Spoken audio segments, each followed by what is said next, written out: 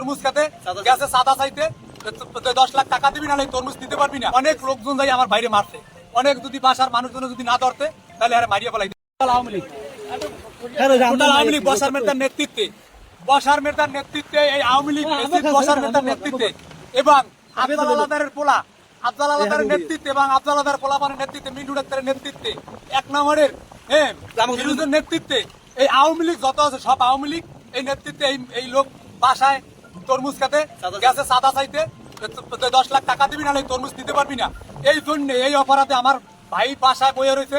এই জায়গায় যাইয়া অনেক লোকজন যাই আমার বাইরে মারছে, অনেক যদি বাসার মানুষজন যদি না ধরতে তাহলে আরে মারিয়ে ফেলাই। এখন হে অসুস্থতা আছে এবং বাসে কি অসন্দেহ, আর কোনো নিঃশ্বাস পিশ্বাস কিছু চলে না।